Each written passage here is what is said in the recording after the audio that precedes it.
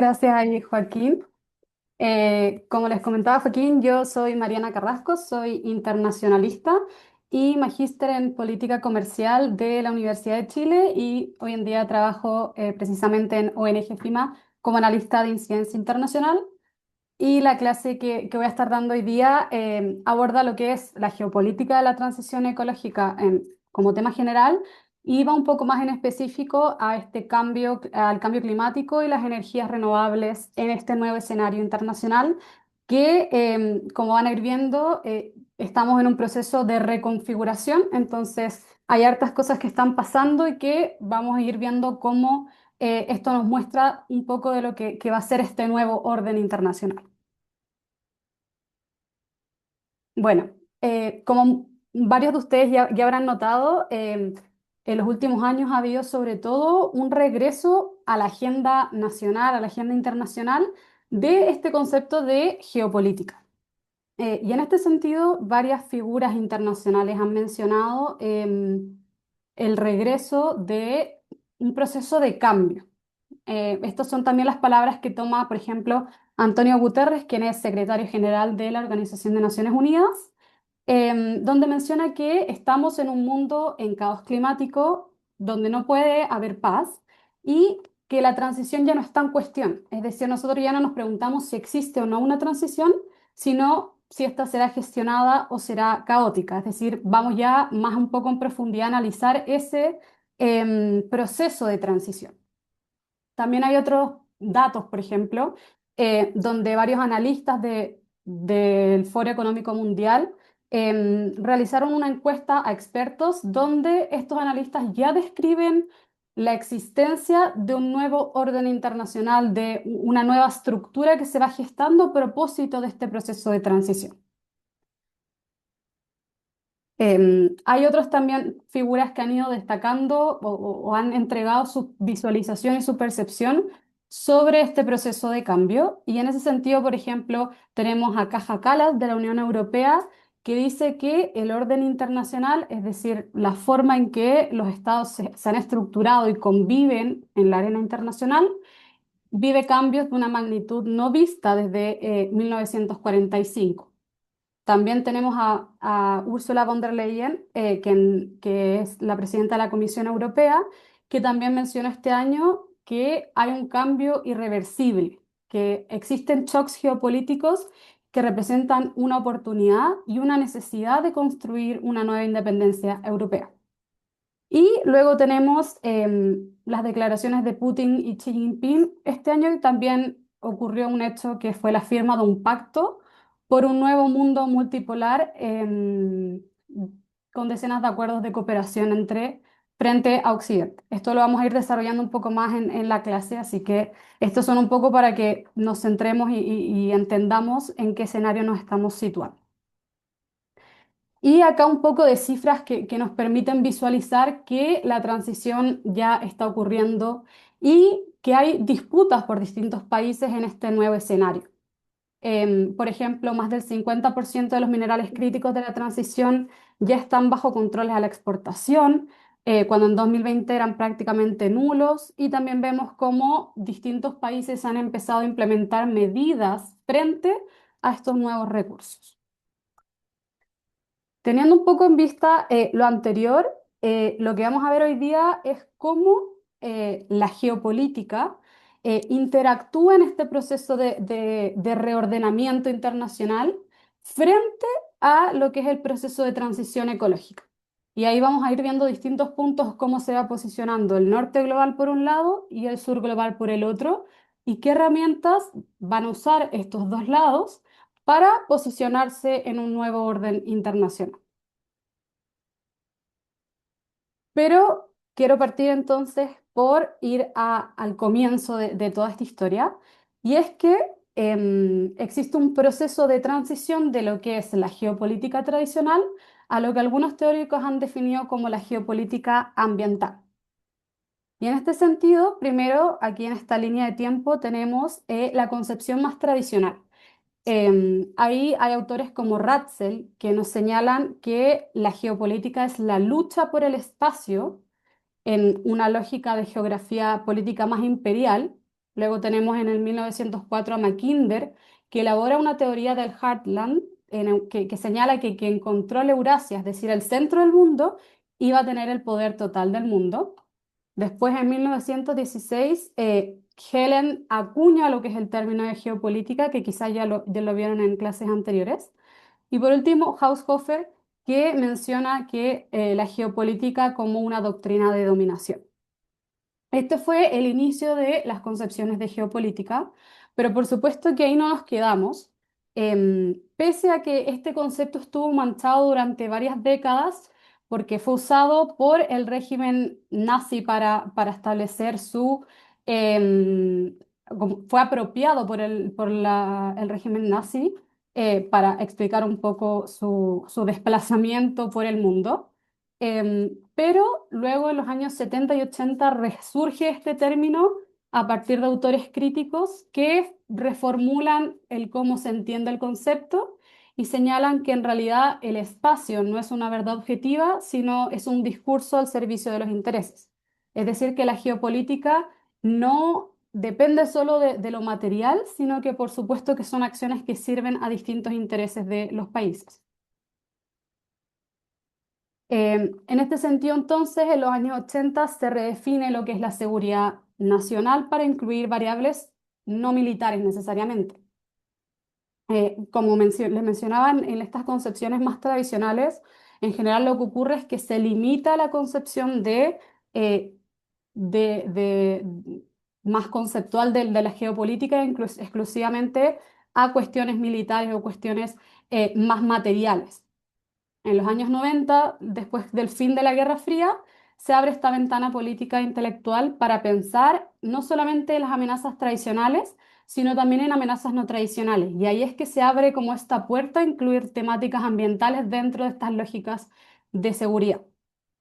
En este contexto es súper importante, por ejemplo, el informe del año 87 que nos habla de nuestro futuro común y instala el concepto de desarrollo sostenible en la agenda, y también la cumbre de Río del 92, donde nace la Convención Marco de Naciones Unidas y donde el clima pasa a ser un asunto de política internacional. Esto es súper importante porque hasta ese momento el tema ambiental no se le considera un asunto de política, sino que se le considera de alta política, como muchos dicen, sino se le considera de baja política y por lo tanto no había entrado a lo que es la agenda internacional.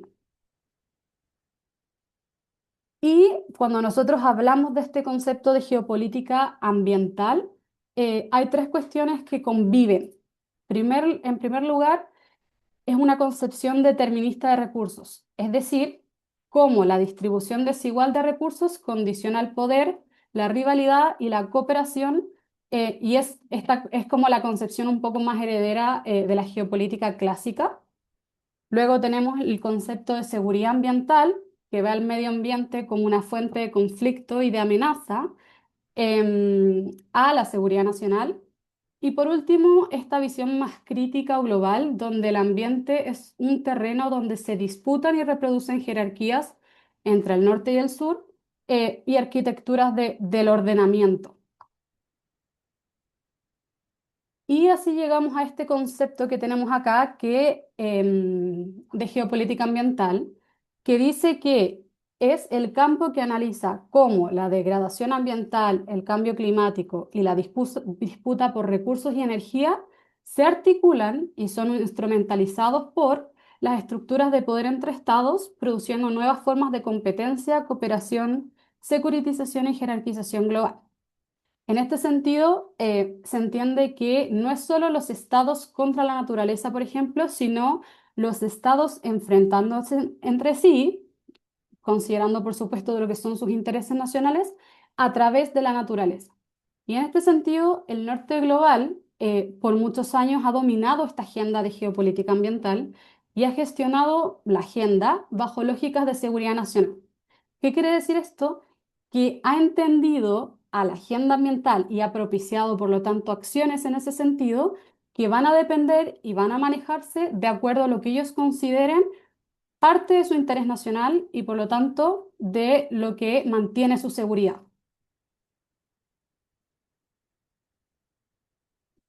Y aquí, para que tengamos una noción más clara, hay tres conceptos de seguridad nacional que los países pueden, de cierta forma, implementar.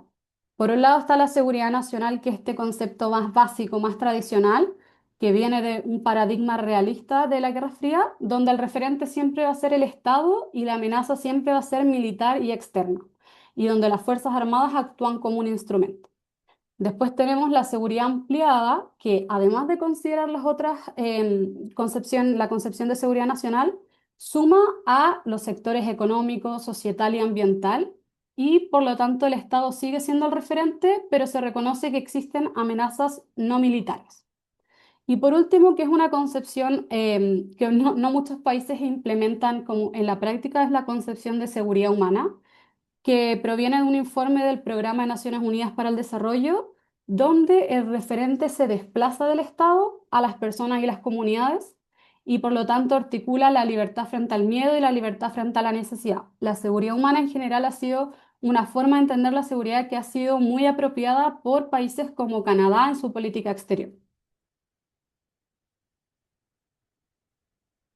Ya, entendiendo entonces que tenemos este concepto de geopolítica, tenemos estas diferentes concepciones de seguridad nacional, vamos a entrar en un concepto que es súper clave para poder entender cómo los procesos que se están viviendo en la esfera internacional a propósito de la transición, y es el de securitización ambiental. Este es un concepto que proviene de la Escuela de Copenhague, que surge en el año 98 y que menciona que securitizar algo es un acto de habla donde un actor, cualquiera sea, designa un asunto como una amenaza existencial y si la audiencia lo acepta, legitima medidas extraordinarias fuera del debate político normal. En este sentido, la securitización es un proceso que va más allá de la politización de un tema. Aquí en esta figura vemos el proceso de securitización de un tema y primero vemos que está en una etapa de no politización. Es decir, que un tema está fuera de la agenda pública. Ese tema luego puede pasar a través de un movimiento securitizador a estar politizado. Es decir, que se incluye como parte de la gestión de la política. Y también un tema puede pasar a estar securitizado cuando es tratado como una emergencia existencial. Hay mucho debate entre distintos autores sobre si es bueno o es malo la securitización de un tema. ¿Por qué? Porque si bien permite acciones, por supuesto, de emergencia, también legitima medidas que en un contexto de politización no entrarían, no tendrían cabida. Permite el uso de medidas extraordinarias para, por supuesto, abordar esto, sea lo que sea. Puede ser, no sé, la crisis ambiental en este caso, pero pueden ser otros problemas. Los que adopten medidas extraordinarias porque son vistos como una amenaza por la audiencia.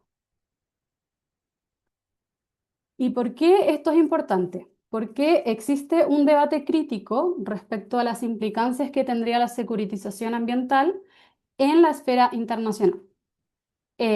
Por un lado tenemos lo que mencionan los autores Estensoro y Carrasco del año 2022, que dicen que securitizar un tema, en este caso el tema ambiental, vendría a ser un instrumento de poder que el norte ha usado exitosamente sobre el sur global, de cierta forma, para imponer lo que son sus perspectivas y sus soluciones en lo que es la crisis ambiental.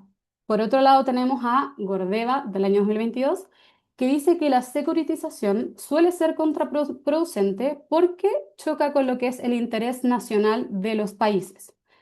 Em, y en este sentido señala que tiene la capacidad de erosionar regímenes y de invocar lo que les mencionaba antes, estas medidas extraordinarias frente a lo que se considera una amenaza.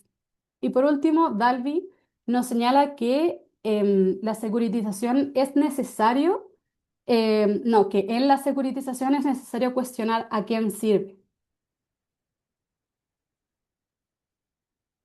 Y entendiendo lo anterior, que son como conceptos súper claves y súper concretos, yo sé que son bastante complejos también de entender al principio, vamos a ir a lo que es como esta estructura internacional donde nos estamos insertando.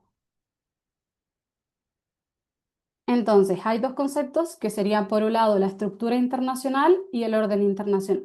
La estructura internacional viene de un paradigma neorrealista que básicamente señala que los países se ordenan basados en su condición material y que por lo tanto es un orden relativamente fijo, que depende de la distribución de capacidades de los países.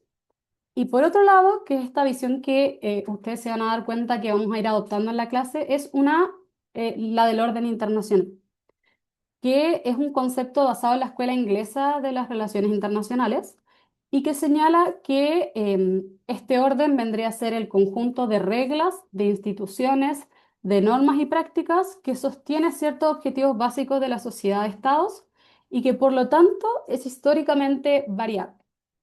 Es decir, la forma en que el mundo se ordena en un momento determinado puede ir cambiando y eso es precisamente a lo que nos estamos enfrentando hoy en día.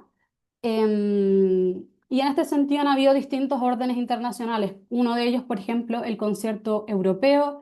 Luego pasamos al de Bretton Woods, que un poco es el inicio del orden internacional que durante bastantes años tuvimos y que precisamente es el que está en decadencia, que es el orden internacional liberal de la posguerra. Entonces, em, el escenario en el que nos encontrábamos y que les comentaba que se está un poco destruyendo, pero que sigue ahí un poco tratando de luchar por mantenerse, es el del orden internacional liberal. Este fue el concepto y la estructura que guió durante bastantes décadas la forma en que los países se relacionaban, la forma en que los países se entendían y también contenía los principios básicos que regían el comportamiento de los países.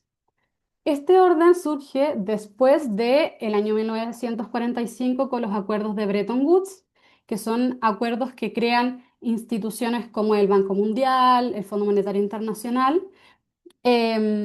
Y sin embargo, a pesar de que los cimientos, y vamos a ver que estos principios surgen en el año 1945, se instaura definitivamente como orden tras el fin de la Guerra Fría en los años 90 cuando la hegemonía de Estados Unidos se consolida, que es también un punto súper importante de este orden internacional, el hecho de que Estados Unidos gozaba de esto que se le llama el carácter unipolar y que era la potencia hegemónica de este ordenamiento. Aquí, como ven, el orden internacional liberal tiene bastantes características. La primera de ellas es que está basado en el liberalismo político, la democracia, los derechos humanos como valores rectores de lo que es el sistema internacional. En segundo lugar, el liberalismo económico, es decir, es un sistema basado en las normas del consenso de Washington que hablan de la importancia del libre comercio, la movilidad de capitales y algo que va a ser súper importante aquí es la narrativa de la eficiencia. ¿A qué me refiero con la narrativa de la eficiencia? Que la producción a nivel internacional va a estar dividida en donde sea más eficiente producir algo. ¿Y esto qué generó? Que los países deslocalizaran la producción en distintos lados. Es decir, si para la construcción de una caja es más barato que las paredes las hagan en un lugar y que la confección, ponerlo junto, sea en otro, se va a hacer la división en los respectivos países.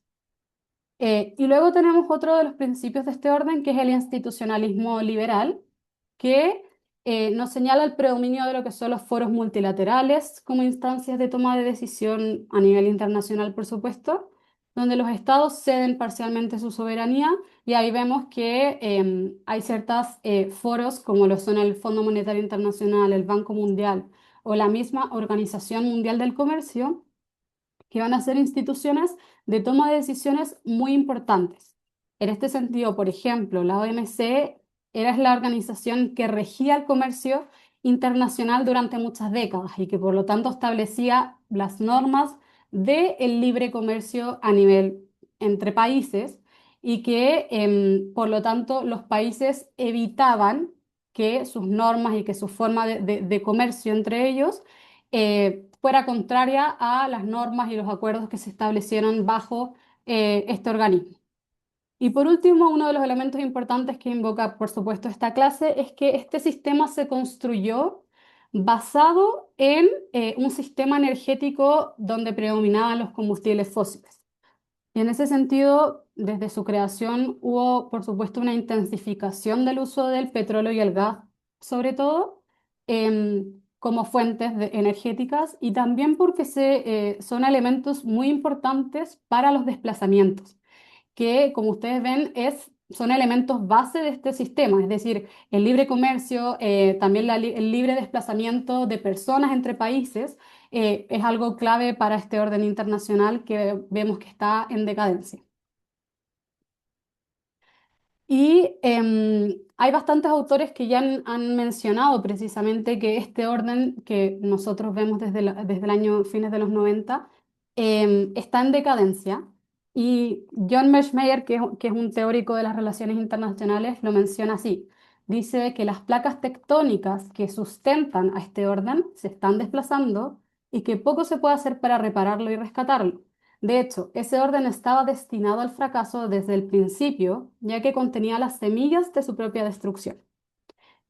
Em, en este sentido, bueno, lo de semillas de su propia destrucción, que es una perspectiva que varios autores han adoptado, dice relación con que los efectos que trajo este orden internacional, por ejemplo, el aumento de emisiones de gases de efecto invernadero que generaron la crisis climática, son elementos que de a poco comenzaron a afectar, a tensionar este mismo orden internacional. Entonces, las mismas estructuras y procesos que se crearon fueron los que de a poco fueron destruyendo este ordenamiento y que de algún modo lo hicieron insostenible.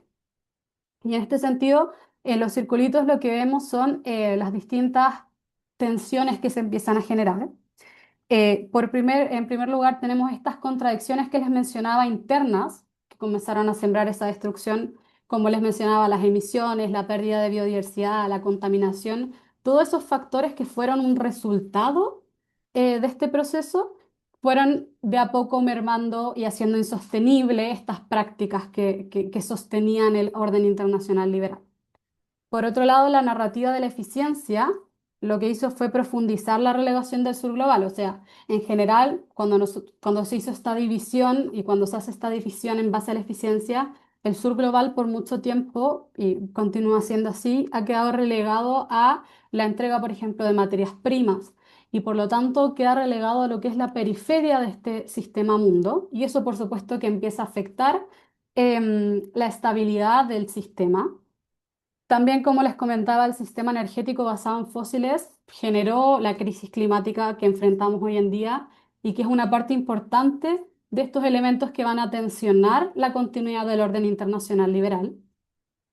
Y también tenemos que empiezan a surgir distintas potencias, como lo son sobre todo China, pero también países como Brasil, como India, que van a tensionar el carácter unipolar de este sistema.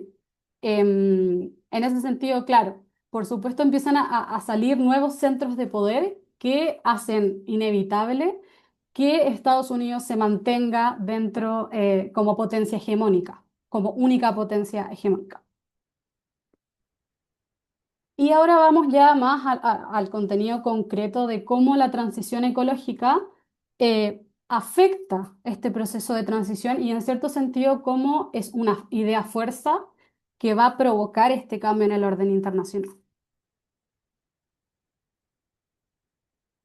Para ello tenemos que tener presente este concepto de lo que es la transición ecológica, que vendría a ser un proceso de transformación durante el cual un sistema pasa de un régimen de equilibrio a otro, implicando una reconfiguración profunda de su funcionamiento y de su organización.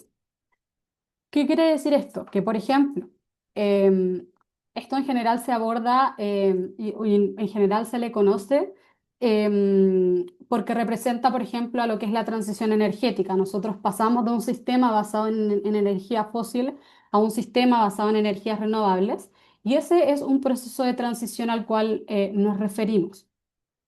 Acá hay dos puntos que son importantes porque la raíz de este proceso suele situarse en elementos como lo son este documento elaborado por el Club de Roma en el año 72 sobre los límites del crecimiento, que mostró por primera vez que el crecimiento económico y demográfico ilimitado va a chocar con esta limitación de recursos y que por lo tanto es necesaria una transición en cuanto a los modelos de producción.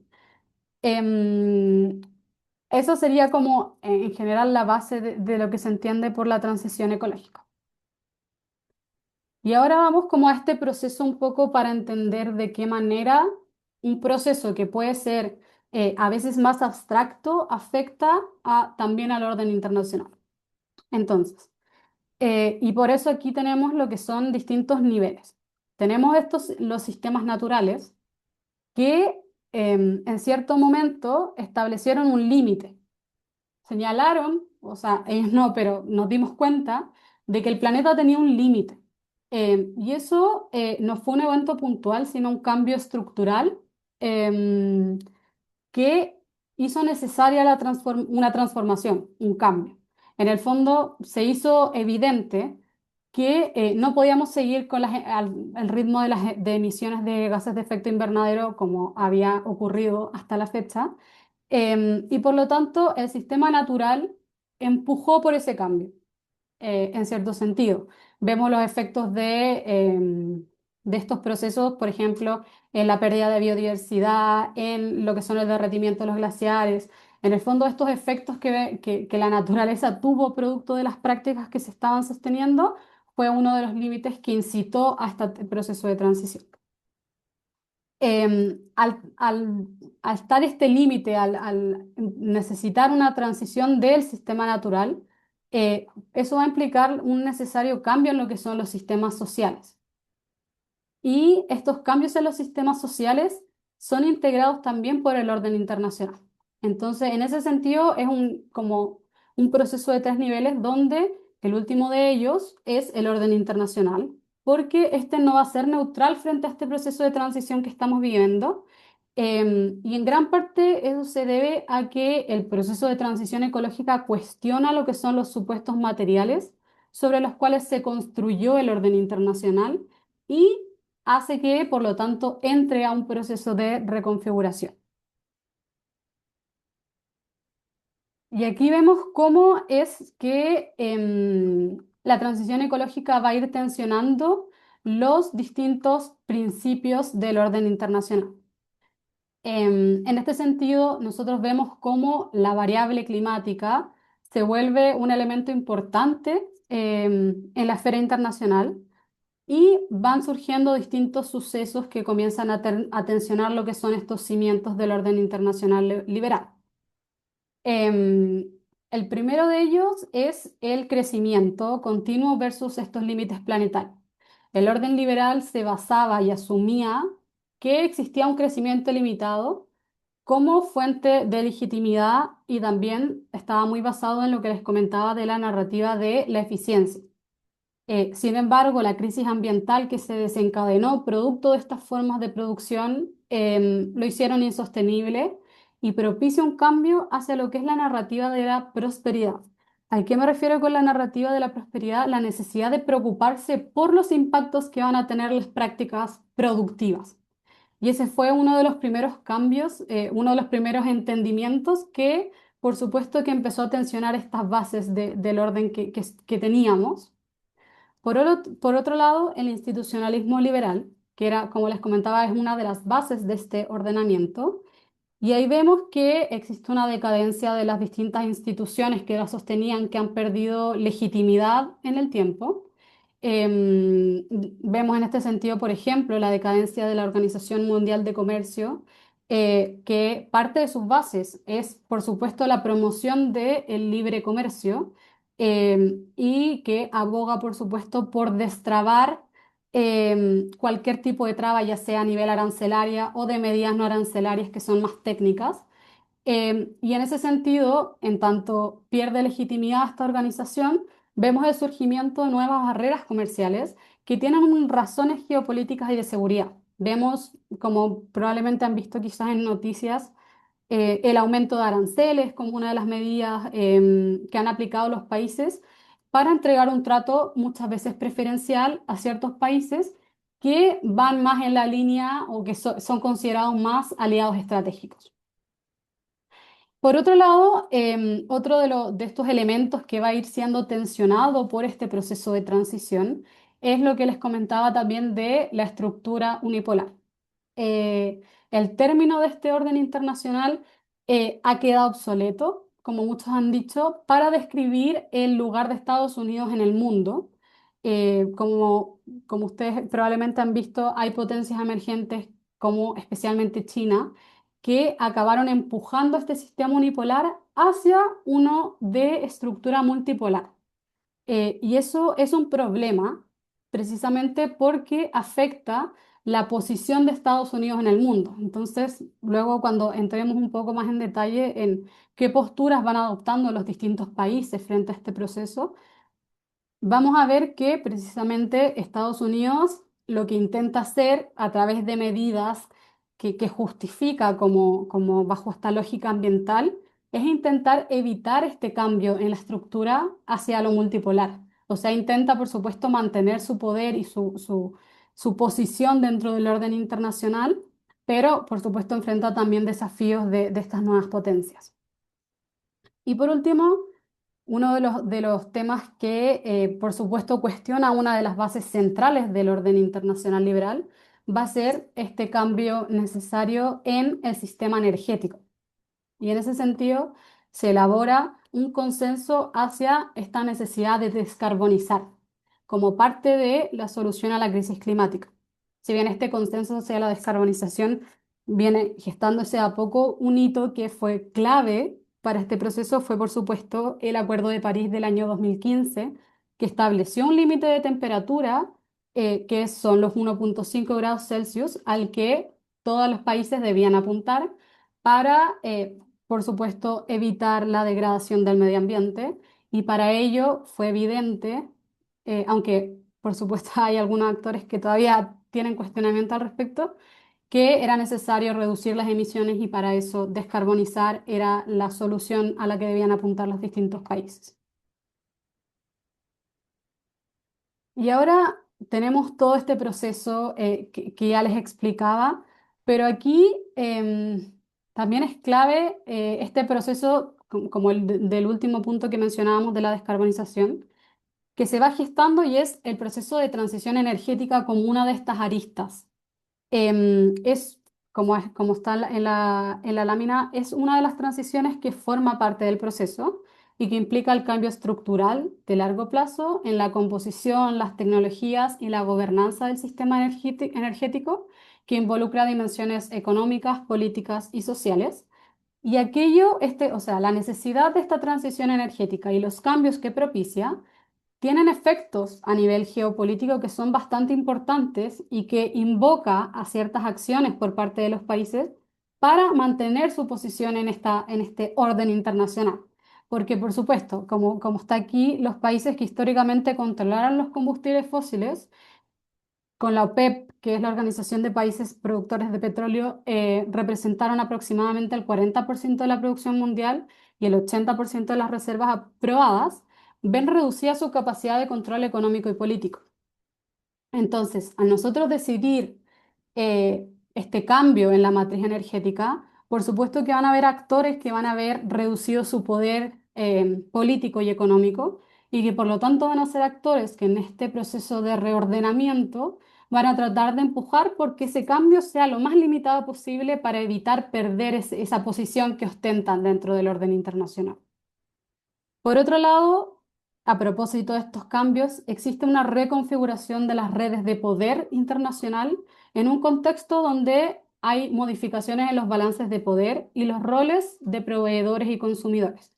Aquí lo que es importante es que cuando nosotros hacemos esta modificación más estructural, este cambio estructural de largo plazo, se modifican también los recursos que son estratégicos, o sea, los recursos que nosotros necesitamos para esta nueva forma de producir. Y por eso es que es súper clave lo que ocurre, por ejemplo, con los minerales críticos.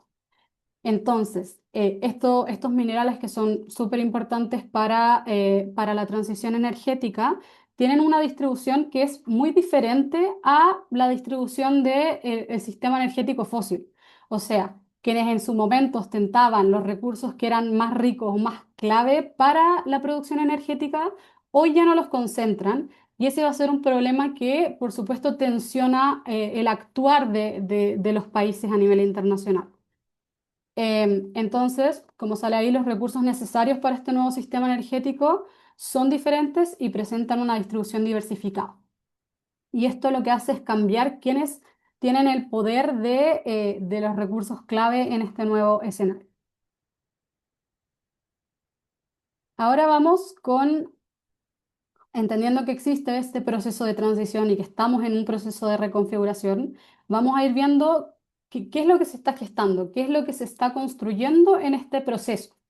Porque como verán, estamos en un proceso donde el antiguo orden internacional y el nuevo, que está emergiendo en cierto sentido, convive. Estamos en un contexto donde el sistema energético fósil y el sistema energético renovable todavía conviven, no existe un reemplazo. Entonces, por supuesto que ambos sistemas van a ir tensionando y creando estas disputas por el poder a nivel internacional, y probablemente este periodo no sea un periodo corto, probablemente sea de décadas de tensión y de reordenamiento, donde vamos a ir viendo que los actores van tomando distintas posiciones. Entonces, como les comentaba, tenemos un orden que está en decadencia progresiva y un orden que está en construcción. Y aquí, ¿qué es importante?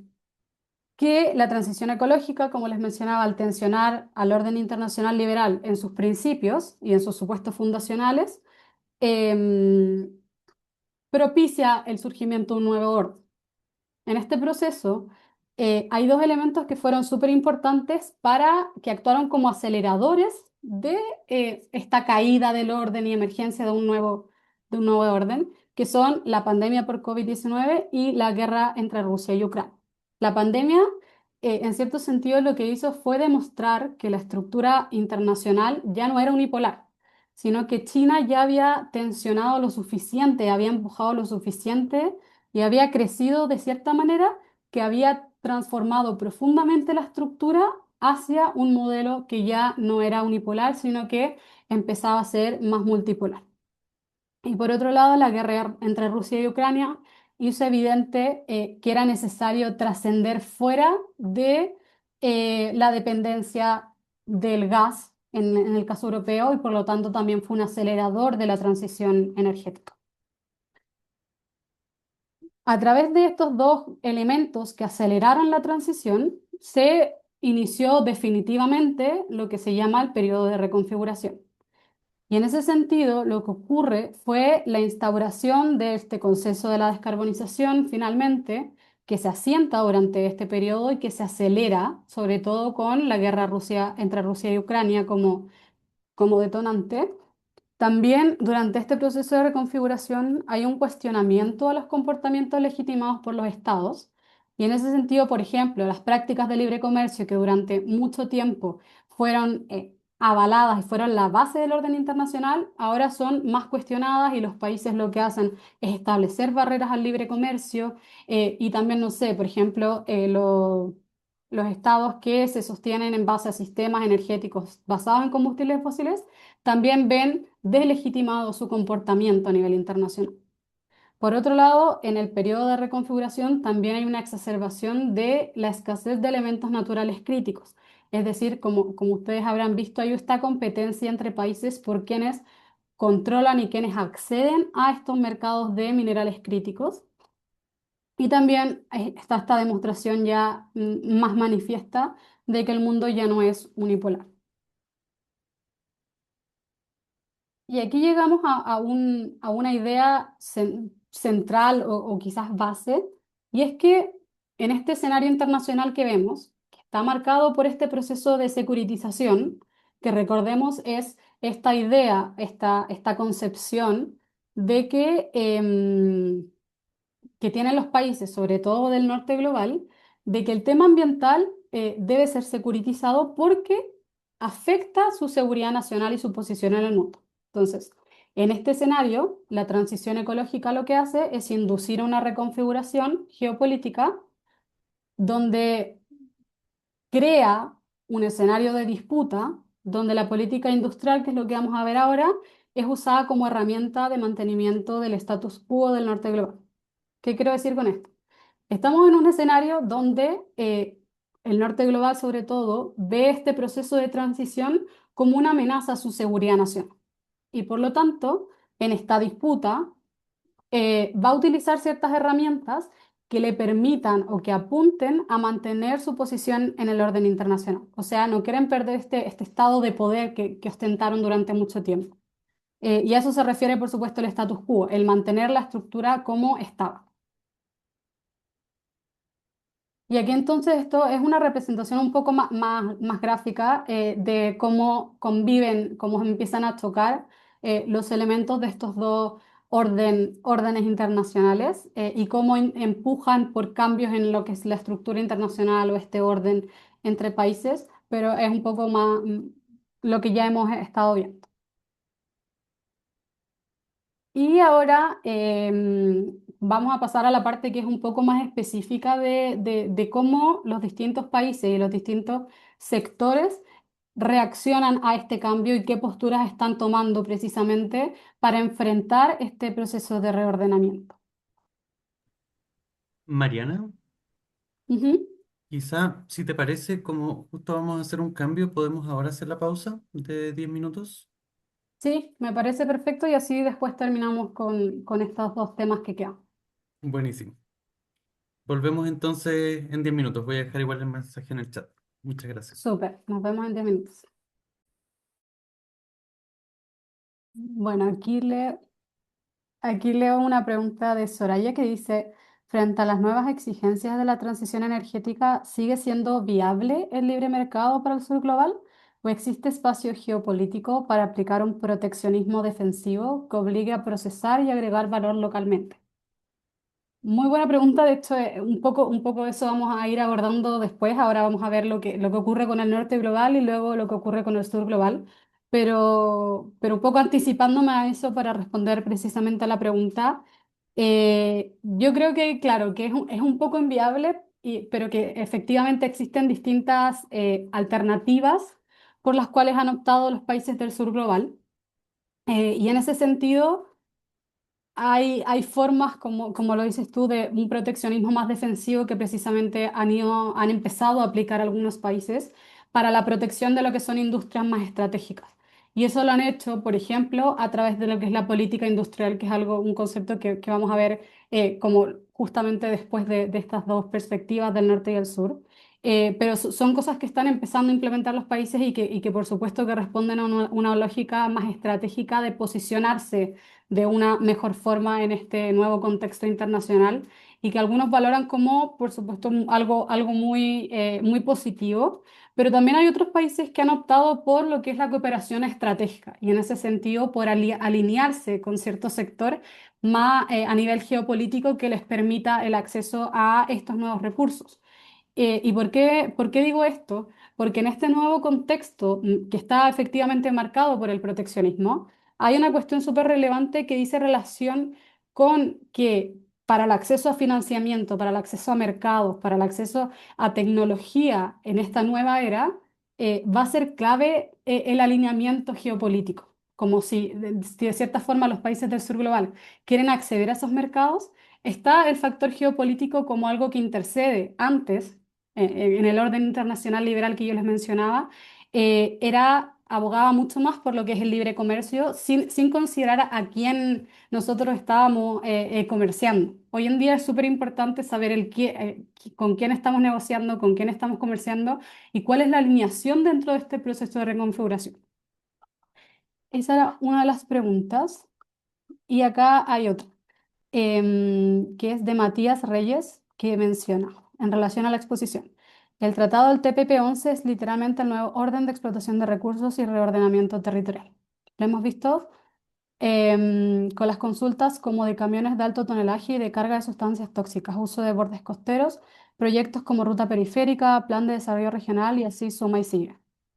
Sí, De hecho, el TPP-11 es uno de, de estos acuerdos que tienen una línea más estratégica que, claro, que de libre comercio. En el fondo, dicen más relación con este giro que está teniendo las potencias del norte global, pero sobre todo Estados Unidos, por potenciar otros países, claro, en esta clave de posicionamiento y de control más estratégico. Entonces, claro, es uno de los ejemplos que se usa en ese sentido. Em, y acá la última es de Florencia Mondaca, que menciona, yo también tengo una pregunta, por favor, no entendí bien por qué la pandemia y la guerra de Ucrania fueron detonantes para la transición. Súper. Respecto a esta última pregunta, antes de continuar, la pandemia y la guerra en Ucrania fueron dos hechos claves que lo que hicieron fue acelerar este proceso de transición. El proceso ya venía andando, pero son aceleradores por dos cuestiones. La pandemia por COVID, por un lado, lo que hizo fue demostrar que Estados Unidos ya no era potencia hegemónica, que ya no era un orden unipolar. Entonces demostró que había un cambio que ya estaba siendo observado y que ya era tangible.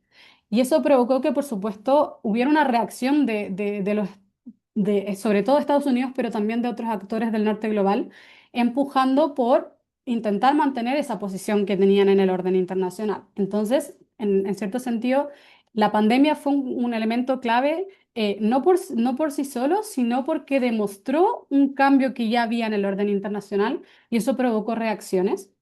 Y por otro lado, la guerra entre Rusia y Ucrania fue clave específicamente para la aceleración de lo que es la transición energética.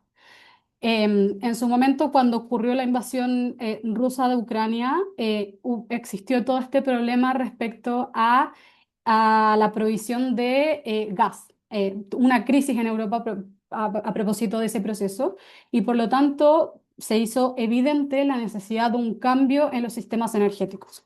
Y en ese sentido, evitar la dependencia de un elemento que en este caso era el gas. Y por lo tanto, incentivó a que los países, sobre todo de Europa, entraran en esta lógica más de descarbonización, no por un sentido necesariamente ambiental, sino por un sentido estratégico. Entonces, por eso fueron estos detonantes que yo les mencionaba. Súper, entonces, como les estaba contando, ¿no? Ahora vamos a ir a esta forma de posicionarnos entre el norte y el sur global y cuáles son las estrategias que están adoptando. Por su lado, el norte global, como ya les contaba, está leyendo la transición en clave de seguridad, porque precisamente lo que hace es afectar sus intereses nacionales y la posición que ostentaba en el orden internacional anterior. Y como se señala este autor, este Ensoro, que tiene un libro muy bueno al respecto, el norte global enmarcó la crisis ambiental como un problema de seguridad y la ligó a la preservación de su hegemonía y de su estilo de vida. Y en ese sentido, en esta lógica, existen ciertas declaraciones que van a ser clave y que nos van a hacer notar cómo Estados Unidos está entendiendo este proceso. Y ahí la primera que nosotros tenemos es de Lloyd Austin, que es un secretario de Defensa de Estados Unidos, que mencionó en el año 2021 que ninguna nación puede hallar una seguridad duradera sin abordar la crisis ambiental. Pocas amenazas son existenciales. La crisis ambiental, sí.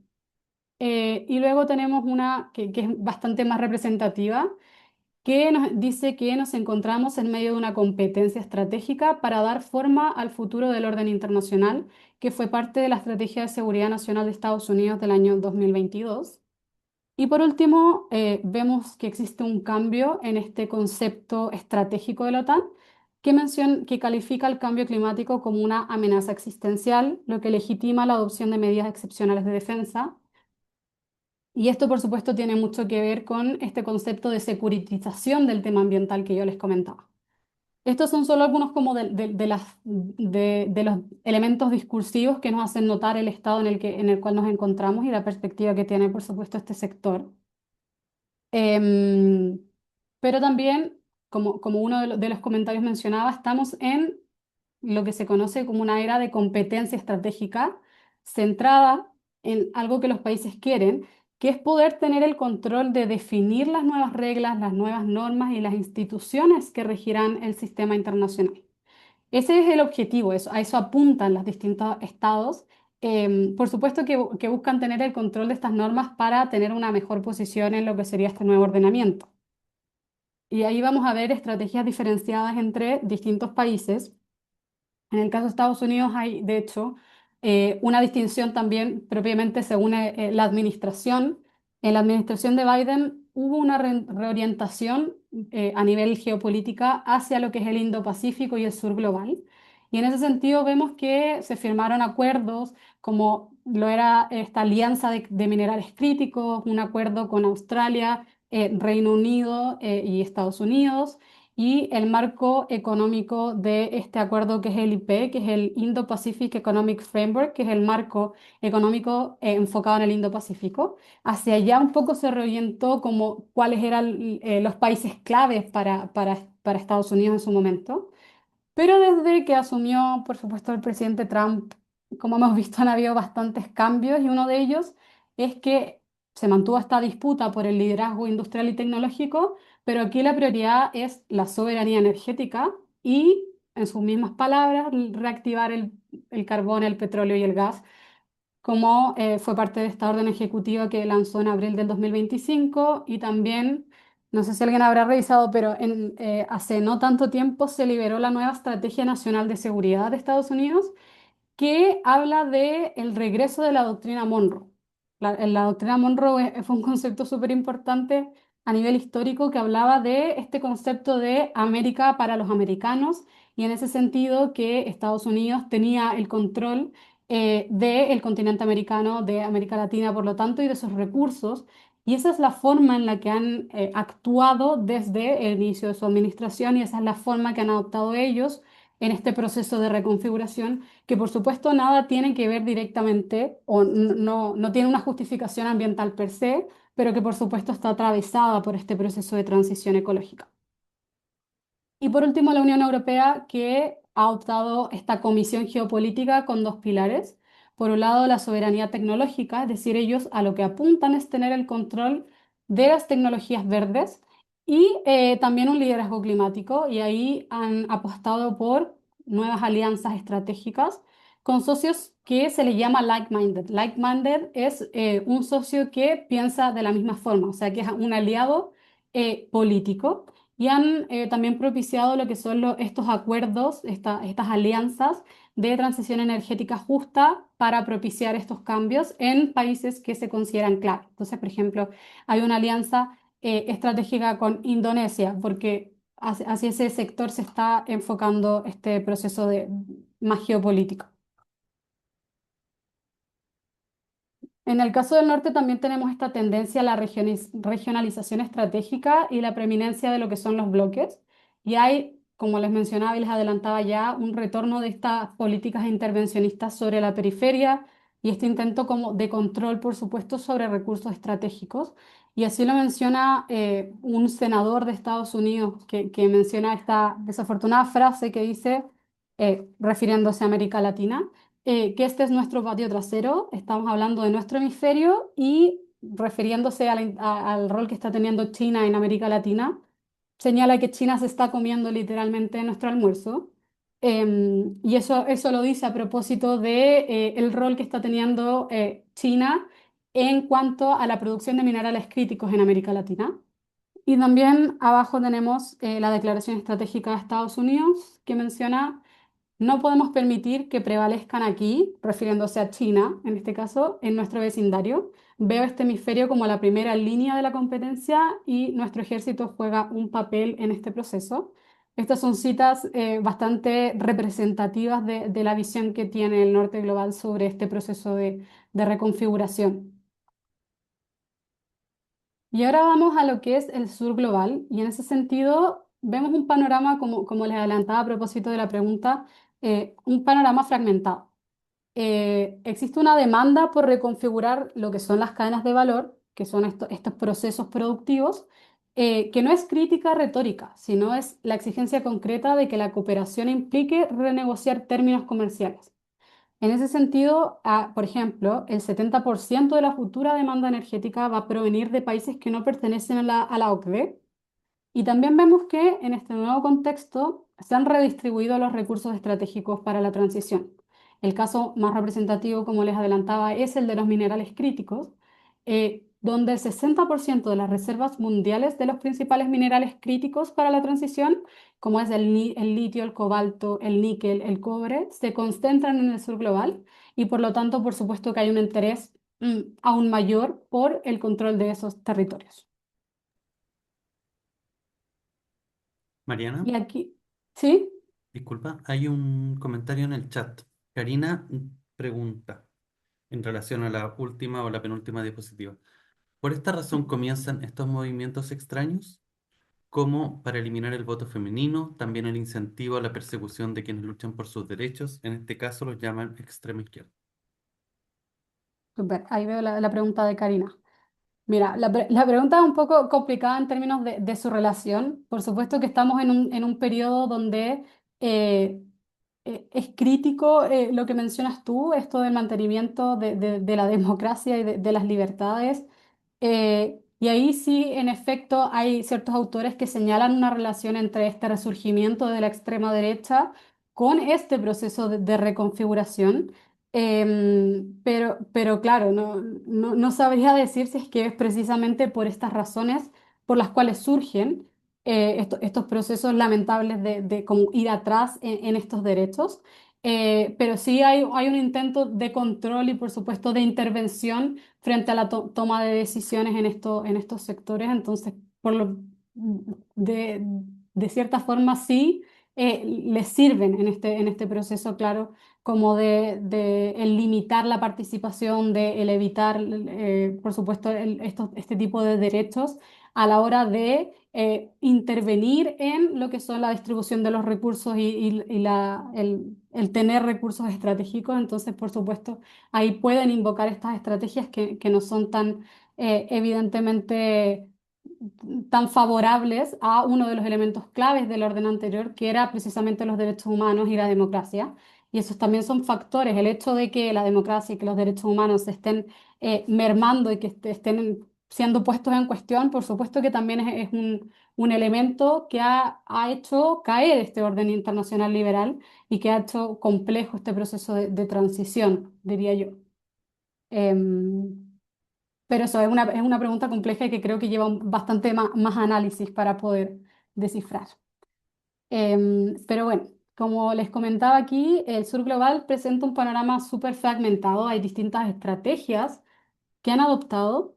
Y en este sentido, como vamos a ver también más adelante, hay autores como Lang, Pringle y Manahan que en 2024 identificaron lo que son dimensiones de relegación del sur como parte de este concepto que ellos acuñan, que es el colonialismo verde. Es decir, estas intervenciones que se realizan con justificaciones verdes. Y ahí hay cuatro cuestiones que ellas mencionan como importantes. Uno es que la demanda de materias primas en la carrera por la seguridad energética refuerza lo que es el extractivismo con justificación verde. En segundo lugar, hay un modelo de imposición de formas de conservación en el sur que están ligados a lo que se conocen como compensaciones de carbono, que es una suerte de una forma que ha implementado el norte global para desviar la responsabilidad de reducir emisiones desde el norte hacia el sur global. Otra de las formas de relegación del sur es que el sur continúa siendo el destino de desechos tóxicos y electrónicos generados por las energías renovables.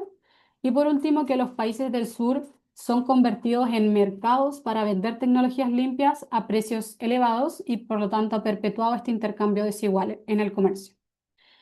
Em, y al respecto, como yo les había comentado, hay distintas estrategias. Hay algunos países del sur global que incluso han llamado a revivir Bandung, que no sé si recuerdan, pero en este proceso de descolonización que se gestó en los años 60, fue un proceso en el cual los países hicieron un llamado a no alinearse en ese contexto de Guerra Fría, a no alinearse con ninguna de las dos potencias en su momento. Y actualmente se está abogando por una cuestión similar, hablan de un no alineamiento activo, de mantener entonces la equidistancia de las potencias, en este caso de China y de Estados Unidos, y aprovechar la posición estratégica que ostentan estos países. Otros países, por otro lado, han optado por cooperaciones estratégicas, es decir, aprovechar las alianzas para posicionarse en lo que son, no sé, las cadenas globales de valor, por ejemplo, y con ello imponer mejores condiciones comerciales. Y aquí vemos un caso que es más ilustrativo. Este es un caso que surge a partir de un estudio que realizó Maristela Svampa en el año 2022 sobre el Triángulo del Litio.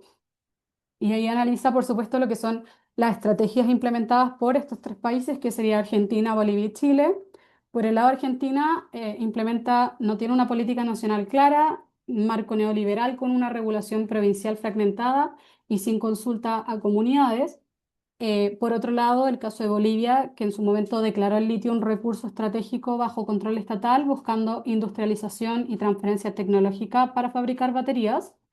Y otra de las opciones que es la implementada por Chile es un país que apunta al liderazgo en exportación sin valor agregado, un modelo primarizado con respaldo de lo que es la Corfo y Codelco. Entonces vemos tres formas en las que los países se enfrentan a este escenario donde poseen los recursos que son estratégicos, pero tienen respuestas diferidas sobre cómo abordarlo y cómo posicionarse a nivel internacional. Por supuesto que estas soluciones que implementan van a depender muchísimo de las características propias del país a nivel internacional, cómo es el actor, cuál es su política exterior. Tienen otros factores que interactúan, pero también tienen un sentido estratégico en este proceso. Y así, como modo resumen, este es el escenario en el que nos encontramos. Esta es la tensión clave vamos a ver en este periodo, donde el norte global, por un lado, va a empujar hacia un orden que gestione la transición ecológica sin transformar la estructura de poder, usando para ello la securitización y la política industrial para mantener su posición dominante. Y por otro lado, el sur global, donde los sistemas naturales y las exigencias de justicia ambiental empujan hacia un orden que no puede replicar las asimetrías del orden anterior, porque esas asimetrías son precisamente parte de lo que genera la crisis. Entonces, por supuesto que el sur global, en la mayoría de los casos, apuntan a un cambio que sea más transformador y que permita equilibrar este ordenamiento a nivel de poder y estructura. Y ahora este es como de los últimos temas que vamos a ir viendo. Y es uno de los temas que ha ido tensionando este orden internacional y es en realidad es una de las respuestas que han adoptado sobre todo el norte global. Como les decía, el norte global su intento es mantener su posición y más que nada para mantener su seguridad y proteger sus intereses. Y para ello ha desarrollado lo que es la política industrial como una herramienta para ese posicionamiento. Y ahora vamos a ver cómo se entiende este concepto. Para ello es clave entender que en esta lógica donde priorizábamos la narrativa de la eficiencia, se construyeron en este sentido lo que son las cadenas globales de valor, donde las etapas de diseño, extracción, procesamiento, ensamblaje y distribución de cierto elemento, cierto bien, están repartidas entre países. Su lógica original era fragmentar por eficiencia, o sea, si en un país era más barato y más eficiente el diseño, ahí se diseñaba, y en otro era la extracción y así. Y eso, como resultado de esta lógica que se implementó, es que nosotros, eh, es que surgió este proceso de deslocalización productiva que les comentaba y ahí se forman estas cadenas globales de valor donde tienen distintos pasos que están segregados en distintos países. Y por otro lado, el concepto que nosotros tenemos aquí de política industrial es lo que se conoce como una ayuda gubernamental a las empresas o sectores industriales para impulsar o remodelar actividades económicas específicas. Se basa en que es necesario modificar estratégicamente la estructura productiva. Y en ese sentido, lo que representa es una acción deliberada de transformación de la estructura productiva en pos de objetivos estratégicos. Es decir, estas políticas industriales muchas veces constituyen ciertos documentos de ciertos países donde señalan expresamente que se va a potenciar cierta industria, que se va a facilitar cierta industria y por supuesto atrás muchas veces, y en todos los casos en general, tienen un objetivo estratégico. En este contexto, entonces, lo que está ocurriendo hoy en día no es que dejen de existir las cadenas globales de valor, sino que va a cambiar el criterio que las organiza. Mm, Anteriormente, el criterio que organizaba estas cadenas era el costo y ahora pasa a ser la seguridad y la resiliencia. Y en este proceso vamos a ver tres estrategias que son las que están acá abajo distintas que van a adoptar los países. Por un lado, el reshoring, que dice relación con repatriar la producción al país de origen. O sea, yo devuelvo la producción, si yo la tenía diversificada en distintos países, la traigo de vuelta a nivel nacional, para concentrar toda la producción a nivel nacional y así evitar cualquier efecto que pueda tener por alguna disrupción internacional. Otra de las estrategias que implementan los países es el nearshoring, es decir, trasladar la producción a un país cercano, con independencia de la afinidad política que yo tenga con ese país. Y por otro lado, el friendshoring, que me habla de relocalizar la producción hacia países que sean política y estratégicamente alineados conmigo, con independencia de la distancia. Esos son los tres como efectos que han tenido estas políticas de cambiar la producción por supuesto, razones más de seguridad, más estratégicas y de interés nacional. Y aquí vemos que la geopolítica moldea las cadenas globales de valor. ¿Cómo? Hay cuatro formas que se plantean principalmente. Por un lado, la fragmentación geoeconómica. El riesgo geopolítico es hoy la principal fuente de inestabilidad de la economía global y por lo tanto el comercio se reorganiza en torno a lo que son estos bloques estratégicos. O sea, por ejemplo, los fenómenos de friendshoring, donde yo cambio los lugares de la producción a aquellos que están alineados geopolíticamente conmigo, es una de las formas en la que la geopolítica va a moldear estas cadenas. Por otro lado, la securitización, y en ese sentido, energía, minerales críticos y semiconductores, que son, por supuesto, elementos claves de la transición energética, pasan a tratarse como elementos de seguridad nacional, legitimando medidas que en un contexto anterior habrían sido impensados, como por ejemplo barreras arancelarias que incentivan lo que justamente respondía a la pregunta antenante, que por ejemplo permiten o incentivan que la producción sea a nivel nacional, la manufactura sea a nivel nacional. Entonces esos cambios se van gestando en estas cadenas. Por otro lado, la política industrial es precisamente una de las formas en las cuales la geopolítica va a moldear estas cadenas, donde los estados vuelven a intervenir a nivel estatal para reconstruir la capacidad productiva doméstica y crear redundancia frente a la dependencia externa. O sea, yo decido particularmente a través de una política potenciar cierto sector estratégico, potenciar cierta tecnología a nivel estratégico. Y por último, el comercio como arma, que es el poder de presión, se desplaza del arancel a lo que son los cuellos de botella, es decir, controlar el eslabón escaso de capacidad de coerción sobre toda la cadena. Esas son las cuatro formas que tenemos aquí. Mariano, ¿Sí? hay algunas Más preguntas y preguntas. comentarios en el chat. Ya, déjame buscar. Em, ya, acá tenemos a Matías Reyes que dice en relación a reservas.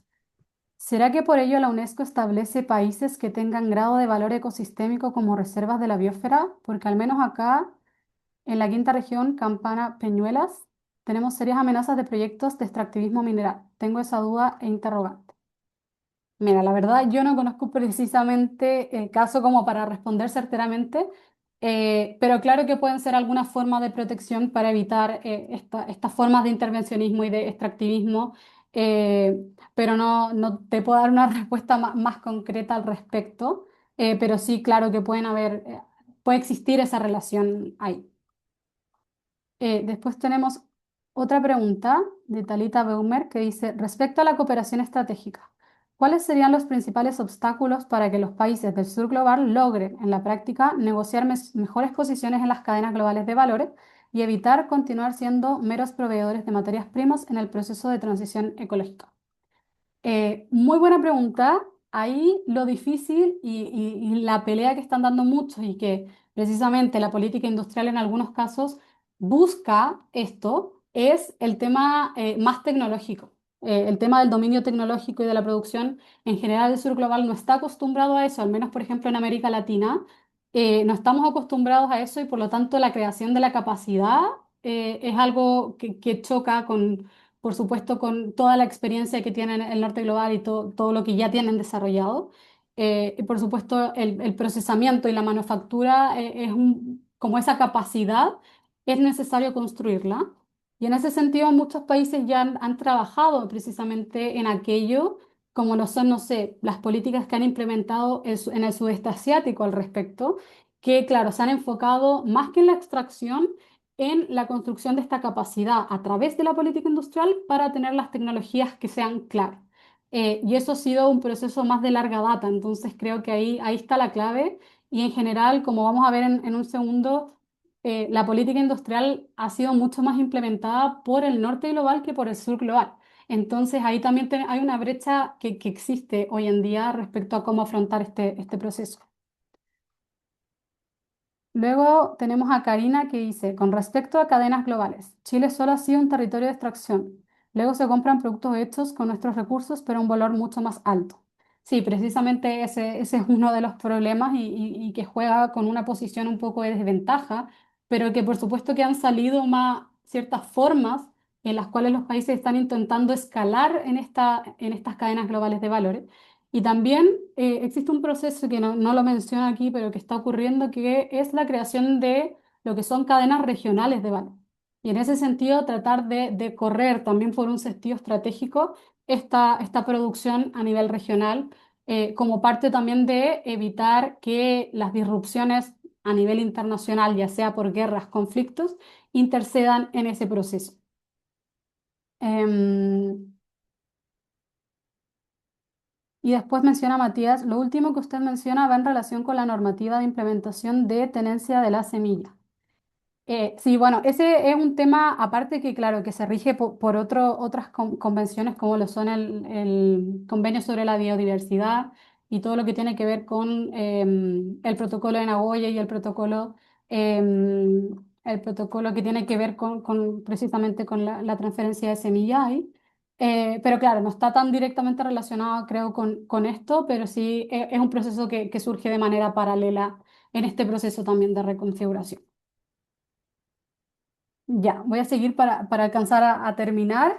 Y de hecho, creo que, claro, el caso que vemos paradigmático de estas cadenas globales de valor es precisamente las cadenas de energía limpia. Y ahí creo que la geopolítica aquí es bastante clara, porque la descarbonización multiplica la demanda de tecnologías cuyas cadenas están extraordinariamente concentradas. Y en ese sentido creo que la siguiente lámina es mucho más ilustrativa y que habla de cómo se está diversificando este proceso. Vemos que en general las reservas de minerales críticos de esta cadena las tiene el sur global. Y en ese sentido, entre el 55 y el 60% del litio mundial está en el triángulo del litio en Sudamérica. El 72% del níquel se encuentra en Indonesia y Filipinas y más del 70% del cobalto se encuentra en la República Democrática del Congo. Luego tenemos que el proceso de refinación y manufactura lo concentra en este caso China, que representa, por ejemplo, entre el 50 y el 90% del control de la refinación, entre el 80% de la cadena de valor de los paneles solares y el 75% de las baterías de vehículos eléctricos. Y por otro lado, quien concentra la demanda de minerales críticos en este caso es el norte global. Y ahí, claro, sería la forma en la que se va estructurando este encadenamiento y donde los distintos países están tratando de tener una posición de liderazgo sobre todo lo que son las tecnologías. Y ahí vamos a ver en la siguiente lámina que para poder desarrollar aquello, el norte global ha tenido que implementar políticas como la política industrial, que en un texto que estamos precisamente escribiendo en este momento, le llamamos la mayor hipocresía de Occidente. ¿Por qué? Porque antes, durante muchos años, muchas décadas, Occidente mencionó que la mejor política industrial es ninguna. ¿Y por qué? Porque abogaban por este proceso precisamente de deslocalización productiva basada en la eficiencia, donde, claro, no sería necesaria ninguna política industrial porque, bajo el supuesto que ellos tenían, existe esta mano invisible donde, etcétera, etcétera, como que el enfoque estaba en la no intervención del Estado en la producción, en el comercio.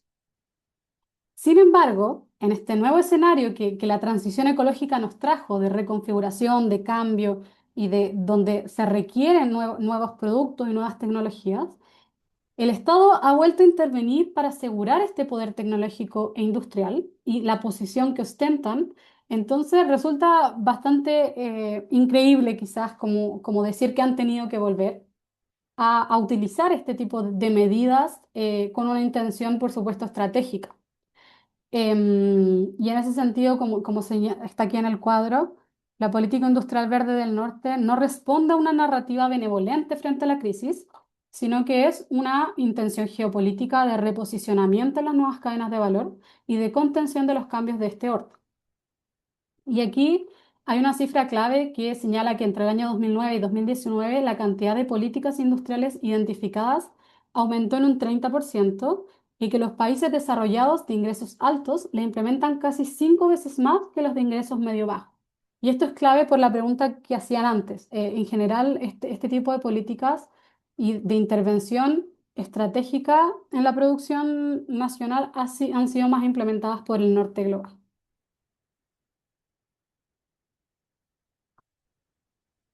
Y aquí tenemos también que la evidencia muestra ciertas cuestiones que resultan clave, y es que la política industrial, en efecto, es una herramienta estratégica para garantizar el poder económico y tecnológico y también para influir en las normas y proteger los intereses nacionales en sectores que se consideran críticos. Y en este sentido, este proceso de descarbonización de la punta de la cadena, es decir, la energía y el transporte, ha ampliado enormemente la devastación de la base de la cadena, que es decir, la fase extractiva. Y este es un proceso que, por supuesto, tiene complicaciones en varios sentidos, no solo a nivel estratégico, sino también esta fase extractiva ha sido dañina no solo a nivel ambiental, pero sino, por supuesto, también con comunidades, y ahí vemos todo lo que mencionábamos antes de este neocolonialismo verde. Y por último, tenemos que este patrón de asegurar el liderazgo, priorizar el interés nacional, evitar la dependencia externa, controlar las cadenas de suministro, eh, se ven como algo que coincide entre las distintas políticas industriales de los países. Aquí en estos circulitos vemos ejemplos de políticas industriales. Por ejemplo, el Pacto Verde, quizás es una de las más conocidas, que es implementada por la Unión Europea. Luego tenemos el IRA, que es de Estados Unidos. Esta es una política que se implementó durante la administración Biden, que es el Inflation Reduction Act, que tenía estos objetivos estratégicos de preservación a nivel estratégico de ciertas tecnologías y que tenía todos estos efectos a propósito de la transición energética. Sin embargo, fue derogada por la administración Trump una vez asumieron la presidencia. Y después también tenemos estos Chips Act, que por supuesto es para la protección de la producción de chips entre estos países. Y aquí, bueno, volvemos a lo que yo les mencionaba, que la política industrial, la forma en la que se están implementando la política industrial ha tenido bastantes efectos dentro del sur, y que por supuesto la intención que está de fondo al intentar estos países del norte global mantener su posición en este ordenamiento nuevo ha significado el intentar potenciar la relegación del sur global a estos escalafones más bajos de la estructura productiva. Y ahí retomamos estas 4 dimensiones de relegación que veíamos anteriormente, donde una de las cosas importantes que yo les mencionaba es que el sur sigue siendo destino de desechos tóxicos y también que se convierte a estos países en mercados cautivos para tecnología limpia bastante cara, que de hecho era una de las preguntas que hacían en el chat. Pero aquí, entendiendo estas formas que han tomado, cabe preguntarnos hacia dónde vamos, cómo sería este nuevo ordenamiento, qué elementos salen o van emergiendo que nos hacen ver cómo sería o qué características tendría este nuevo orden.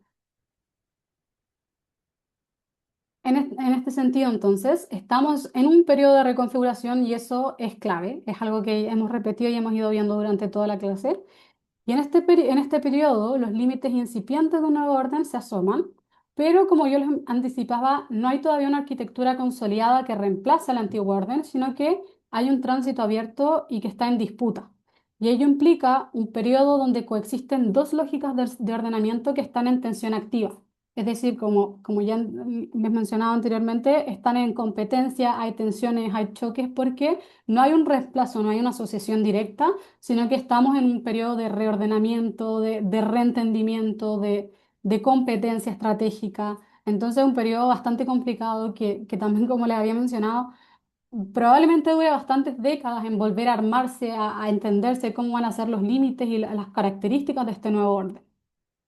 Y en ese sentido, hay elementos que caracterizan este periodo que son, por ejemplo, la alta volatilidad, donde, claro, los actores toman decisiones con información incompleta sobre las reglas del orden que están construyendo y los países no se desconectan, sino que se reconectan con socios geopolíticamente afines y aquí también surgen conflictos, surgen estrategias y hay hartos cambios, como vemos actualmente en la arena internacional.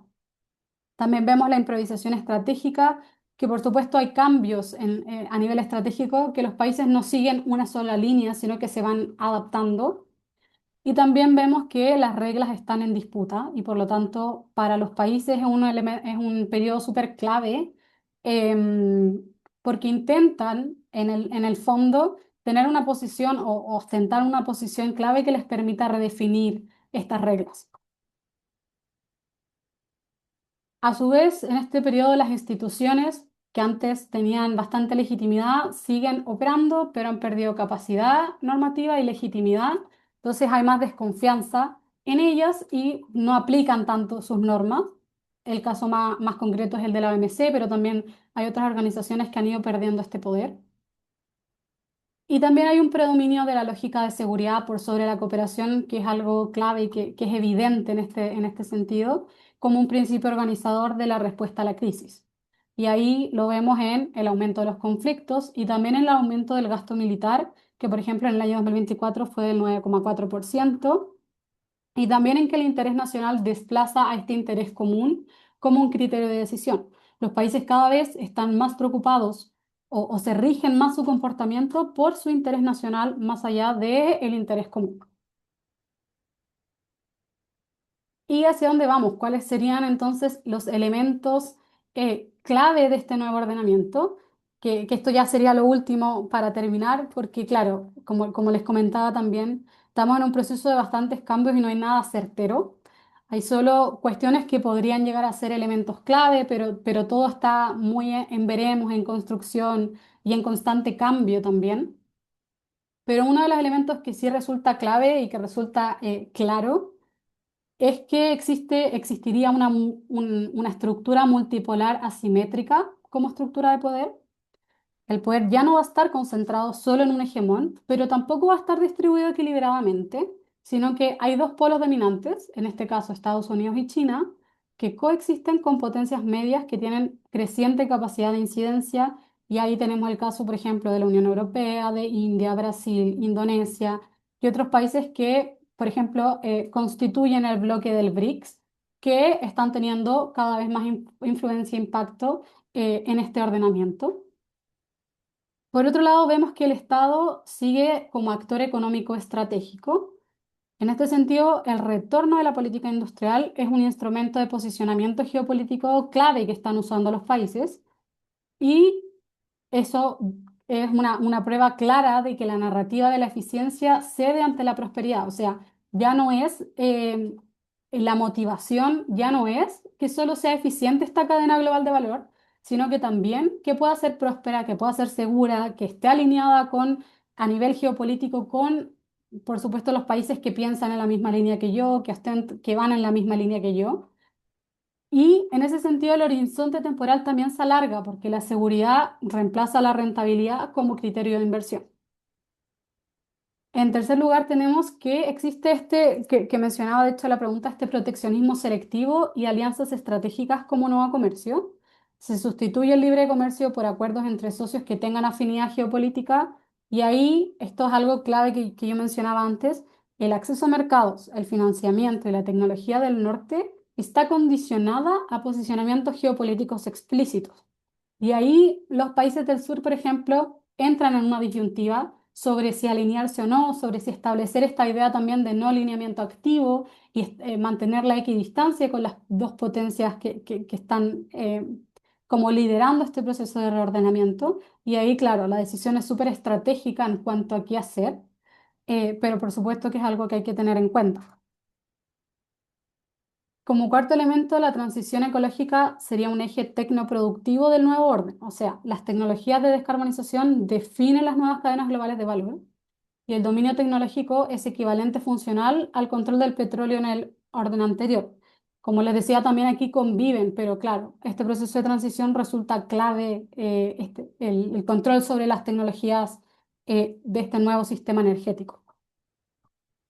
En esta misma línea, los minerales críticos, como también mencionaba, son un recurso estratégico y aquí compite con el petróleo como eje geopolítico de la energía. Este sería un condicionante material de la transición y el nuevo campo de disputa entre las potencias. Eso ya lo hemos visto en América Latina, pero también en África y en otros sectores, cómo de cierta forma las potencias se están dividiendo, repartiendo y cómo están interviniendo en distintos países con fines extractivos. Y luego tenemos algo súper importante y revelador, creo yo, y es que los sistemas naturales interactúan como variable constitutiva del orden. ¿A qué me refiero con esto? Anteriormente, eh, era difícil considerar que el comportamiento, los efectos que tenga algo de nuestro comportamiento sobre nuestro entorno natural tendrían un impacto sobre la forma en que nosotros nos ordenamos a nivel político. Sin embargo, la capacidad del planeta impuso límites que no se pueden superar. O sea, ya se hizo evidente, hay un consenso científico de que existen límites que no se pueden superar y entonces, la lógica que ahora se adopta es que el nuevo orden no solo debe ser geopolíticamente viable, sino que debe ser ecológicamente sostenible, o si no, no perdurará, porque en el fondo fueron los impactos que el orden internacional liberal tuvo sobre el medio ambiente los que pusieron una limitación, los que en el fondo empujaron a que se fuera necesario y fuera evidente la necesidad de reordenarse, de cambiar, porque el orden había sido insostenible a nivel de sistema natural, a nivel de impacto ambiental. Y ahora vamos con la última para pasar a las preguntas, que son algunas conclusiones, algunos temas que son importantes. Y ahí dejarles como ciertas ideas clave que vendría a ser que la transición ecológica es un campo de disputa por el poder mundial, que la transición es un elemento, es un proceso que también pasa a reconfigurar el orden internacional, que no se queda solo en un cambio político, en un cambio del sistema natural, sino que también incide en cómo los países se ordenan, cuáles son las normas, cuáles son los principios y sobre todo cuáles son los comportamientos legitimados por los estados. También la política industrial verde, como veíamos ahora último, es una respuesta ambiental, pero también es un instrumento usado estratégicamente. También veíamos que el nuevo orden, para perdurar, debe ser ecológicamente sostenible y esto creo que es algo clave y que es algo distinto a lo que se venía armando a nivel teórico, quizás a nivel en las relaciones internacionales. Vemos que este proceso de securitización ambiental es una lógica adoptada por el norte global a nivel estratégico, que los países compiten por su posición en las nuevas cadenas de valor como una forma de posicionarse en este nuevo ordenamiento. Y por último, que el nuevo orden para perdurar, no, esto ya lo mencionaba, debe ser ecológicamente sostenible, pero lo destaco de nuevo porque me llama mucho la atención que así sea. Y con eso, bueno, concluyo mi parte y ahora, bueno, si hay preguntas, ahí dejo abierto el micrófono y también pueden escribirlas por el chat si desean. Muchas gracias, Mariana. Ahí justamente una pregunta que hizo Soraya hace 4 minutos. Dice, ¿por qué el norte traslada el costo de su transición energética al sur en forma de barreras comerciales en lugar de asumirlo como pago de su deuda ecológica e histórica? Muy buena pregunta. Y la respuesta es obvia porque tratan de evadir esa responsabilidad histórica. Y eso es algo que no solo se ve ahora en este proceso de reconfiguración, sino que es algo de más larga data, diría. Precisamente aquí hay un evento que es súper claro y es que En el momento en que se estableció el protocolo de Kioto en su momento, que fue este acuerdo internacional entre países que tenía el objeto, por supuesto, de limitar las emisiones, etcétera, ahí sí se reconocía explícitamente en lo que son conocidos los países del anexo uno, que son los países del norte global, los países desarrollados, que ellos tenían una responsabilidad frente a la crisis climática y por lo tanto había explícitamente un requisito de reducción de emisiones. En ese contexto, claro, ahí estaban obligados por un acuerdo internacional a ello. Sin embargo, eh, a la hora de implementar este acuerdo, a la hora de asumir y de hacerse cargo en acciones concretas, en implementación, los países comenzaron a tener problemas y a tratar de evitarlos. Parte de esas evasiones fueron, por ejemplo, la creación de lo que son los mercados de carbono y ahí, claro, tratar de trasladar ese costo, ese proceso de reducción de emisiones al sur global. Pero también hubieron países que del mismo protocolo de Kioto se retiraron porque habían responsabilidades que no estaban dispuestos a asumir y que por supuesto responde a que no les conviene. Tiene un costo que por supuesto no están dispuestos a asumir y tampoco a responsabilizarse, aunque existen acuerdos como el Acuerdo de París que menciona las responsabilidades comunes pero diferenciadas, no están dispuestos a cumplir con eso que se les mandata y es algo que se ve reiteradamente no solo a nivel de su comportamiento, a nivel de sus acciones, a nivel de lo que impulsan, sino también, por ejemplo, en lo que son las negociaciones internacionales, donde los países tratan de bloquear cualquier cláusula que señale la entrega de financiamiento, la entrega de capacidades a los países del sur global o los países más afectados por el cambio climático. Entonces, claro, ahí como respondiendo más directamente. Creo que sí, en efecto, porque no les conviene es la respuesta, porque no lo quieren asumir y porque tampoco sienten una obligación tan clara de esa responsabilidad. Creo que esa sería la respuesta. No sé si alguien más tiene preguntas en el Hay chat. comentarios de agradecimiento en el chat por la Sí, presentación muchas gracias. muy Los veo, completa, muy clara, muy qué pedagógica. bueno que les haya gustado. Yo sé que son temas bastante más complejos, diría, o quizás no tan entretenidos al principio, pero sí llevan harto trabajo para cuestionar. Eso, más agradecimiento. Si alguien tiene alguna inquietud o pregunta, también puede abrir el micrófono y hacerla directamente. Y si no, pareciera que ahí apareció otra, de ¿Por Jimena. qué le cuesta tanto a América Latina generar, sostener alianzas en este contexto, siendo que tenemos tantos puntos en común? Muy buena pregunta. El caso de América Latina es bastante complejo a nivel como regional. Muchas veces eso pasa por las distintas administraciones, los distintos gobiernos como a nivel político que hemos tenido y porque, claro, no existe mucho consenso en la forma de responder a este proceso. O sea, tenemos, como veíamos ahí el caso, por ejemplo, del litio, hay distintas formas de abordar la crisis y eso lo han definido muy distintamente los países. Chile, por supuesto, ha abogado más por lo que son estas políticas desde la perspectiva más neoliberal, pero hay otros países que han adoptado, por supuesto, como el caso de Bolivia, por reconocer el litio como un bien estratégico a nivel nacional. Y ahí, claro, hay muchas diferencias en la forma de responder que tienen los países y eso ha generado que sea muy difícil el proceso de ponerse en común. Y ahí hay bastante literatura también que habla de este proceso de integración regional y de, por ejemplo, lo que también mencionaba de esta idea de tratar de construir cadenas regionales de valor en América Latina ha sido bastante complejo por lo mismo, porque no se han podido concretar los esfuerzos de integración y porque hay mucha diferencia entre país, no en términos de los problemas que enfrentan, pero sí de las respuestas que entregan a esos problemas y de cómo afrontan estratégicamente también su relación con las potencias, por ejemplo, en este caso, como en el caso de Chile, quizás es más claro que durante mucho tiempo nuestro principal socio comercial fue Estados Unidos y que progresivamente China ha ido entrando en esa competencia a nivel comercial al menos.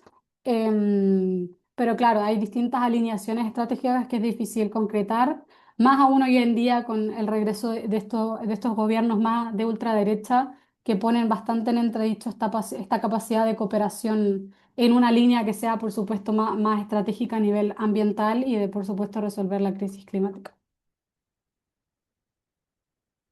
Y aquí veo otra pregunta de Matías Reyes que dice, ¿será también porque estamos muy amarrados como región con las formas geopolíticas de Estados Unidos? Y en ese caso sí, el alineamiento mucho tiempo de nuestra región lo fue con Estados Unidos como principal socio comercial y en ese sentido existía esta noción también como de que había un sentido de pertenencia, un sentido de cuidado y por eso resulta tan problemático estos dichos que destaqué en algún momento, porque para Estados Unidos, cualquier intervención de China en términos comerciales, por ejemplo, resulta un problema para su seguridad nacional y por lo tanto vuelven estas lógicas intervencionistas, como lo es la doctrina Monroe, que el mismo presidente Trump recalcó que vuelve, pero con el corolario Trump, que es como la doctrina Monroe, pero con la versión de esta nueva administración. Entonces sí, ahí hay un problema como de este control y de algunos países también intentando mantener la distancia entre ambas potencias, pero siendo bastante difícil precisamente por este legado de la relación comercial con Estados Unidos. Mm, Y aquí vemos también, bueno, lo que mencionaba Matías también, y en dictadura se planteó el modelo capitalista. Claro, ahí las lógicas neoliberales también son parte de este proceso, un poco de establecimiento del orden internacional liberal que en muchos lugares fueron establecidas y que también entraron en esa lógica, por supuesto, de no intervención del Estado en la producción, fue parte importante del por qué estos países se renegaron durante años a la implementación de política industrial y ahora se han visto envueltos en un proceso que los ha obligado a renegar de esos dichos y reimplementar este tipo de políticas de intervención estatal porque los balances de poder y las ventajas comparativas que tenían en el sistema anterior ya no son las mismas. Entonces, como ya no dominarían este nuevo escenario, tienen que intervenir para modificar su estructura productiva y hacerla más competitiva al nuevo escenario. Entonces, sí, es un escenario bastante complejo en ese sentido.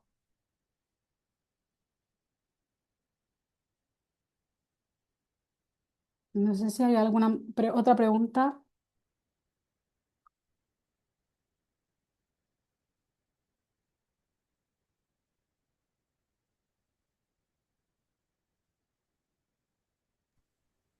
Parece que no.